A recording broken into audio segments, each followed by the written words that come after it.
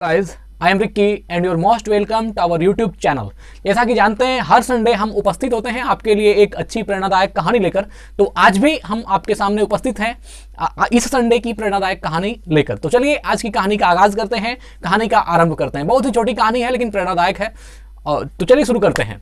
कहानी कुछ इस प्रकार है मित्र कि ये कहानी सुकरात जो एथेंस के दार्शनिक थे उन्हीं पर है और उनके जीवन की इवेंट है, लाइफ इवेंट है, उसी को हम आज सोच रहे हैं कि सुना दें आप लोगों को। तो चलिए शुरू करते हैं। सुकरात का जन्म 470 ईसा पूर्व में हुआ। वो यूनान एथेंस के थे और 399 ईसा पूर्व में उनकी डेथ हो गई। कुल 71 साल वह जिंदा रहे और लास्ट में जो उनके डेथ का कारण था वह भी आपको पता ही होगा कि जहर पी लेने के कारण, जहर उनको मतलब दंड के रूप में दिया गया और उन्होंने उस जहर को स्वीकार किया। वो चाहते तो बच सकते थे लेकिन उन्होंने कहा कि मैं अपना सरजमी छोड़कर कहीं नहीं जाऊंगा। वो बात इस कुछ कहानी विस्तृत हो जाएगी अगर मैं सुकरात पे कहना शुरू करूं। तो चलिए मैं कहानी पर आते हैं। कहानी क्या है इसको स्टार्ट करते हैं। एक बार जो एथेंस के दार्शनिक सुकरात थे वह अपने कमरे में अकेले बैठे हुए थे। सुकरात देखने में बहुत कुरूप थे ऐसा उन्होंने कहा और सच में ऐसा था कि सुकरात कुरूप थे देखने में। तो उसके साथ उसका शिष्य भी रहता था साथ में, जिसका नाम अफलातून था, अरस्तु, ये सभी उसके शिष्य थे। तो ये कहानी अफलातून की है। अफलातून उसका शिष्य उसके साथ था। तो कमरे में सुकरात आईना देख रहे थे। तो आईना सुकरात देख रहे थे तो उस बगल से उसका दरवाजे को खोलते हुए जो है उसका एक शिष्य आया। उन्होंने सुकरात को आईना देखते हुए देख लिया और उन्होंने बड़ा मतलब उसको एक अजीब सा उसके चेहरे पर जो है एक छवि बनी। सुकरात को पढ़ते देर न लगी। वह समझ गया कि यह लड़का क्या सोच रहा है। वह उसका शिष्य यह सोच रहा था कि इतना कुरूप आदमी है और फिर भी इस कमरे में, अकेले कमरे में आईना देख रहा है। तो उसको मतलब थोड़ा सा अजीब तो लगेगा ही। आप ही सोचिए कि आपके शिष्य, आपके गुरु अगर ऐसा कर रहे होंगे और आप कमरे से इन करें तो आपको कैसा लगता है। तो इस प्रकार की घटना उसके साथ हुआ। तो सुकरात जरा भी कुछ घबराए नहीं और उसको बोला कि तुम क्या सोच रहे हो। तो उसके शिष्य ने कहा कि हम कुछ नहीं सोच रहे, बस हमने देखा कि आप आईना देख रहे हैं। तो सुकरात हंसने लगे और बोला कि तुम यही ना सोच रहे हो कि एक कुरूप आदमी आईना क्यों देख रहा है, मतलब इतना कुरूप आदमी है फिर भी आईना क्यों देख रहा है। क्योंकि आईना लोग सौंदर्य का एक विशेष, मान लीजिए कि सौंदर्य साधन है, तो एक कुरूप आदमी का क्या लेना देना उस आईना से, ऐसा ही सोच रहे हो। तो उसके शिष्य ने कहा नहीं, ऐसा हम कुछ नहीं सोच, लेकिन सोच तो वो वही रहा था।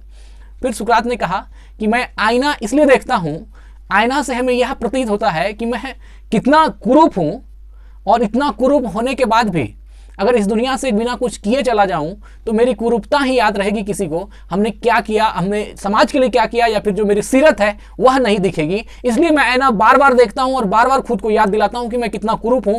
कम से कम इसलिए भी हमको अच्छा काम करना चाहिए ताकि जो आने वाली पीढ़ी है वह हमें हमेशा के लिए याद रखे।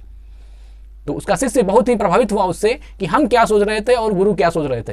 तो ये सुकरात ने, तो यह बात जब शिष्य को मालूम हुई कि मेरा सुकरात जो मेरे गुरु हैं वह इसलिए आईना देख रहे हैं कि वह कुरूप हैं और वो अपने आप को याद दिलाते हैं कि हम जीवन में यह सोचकर भी कुछ अच्छा कर लें कि भगवान ने हमें कितना कुरूप बनाया है। ये बात हो गई। शिष्य के दिमाग में एक बात आई, तब तो जो लोग खूबसूरत हैं, जो अच्छी सूरत के हैं, क्या उनको तब आईना नहीं देखना चाहिए या क्या करना चाहिए? बहुत ही अच्छा प्रश्न था। सुकरात शांत स्वर में जवाब दिए कि जिसकी सूरत अच्छी है उसको भी आईना देखना चाहिए और उसको आईना इसलिए देखना चाहिए कि भगवान ने उसको कितना खूबसूरत बनाया है। सिर्फ मतलब कि सूरत तो खूब अच्छा भगवान ने बना दी, उसको अपने सीरत को अच्छा बनाना है।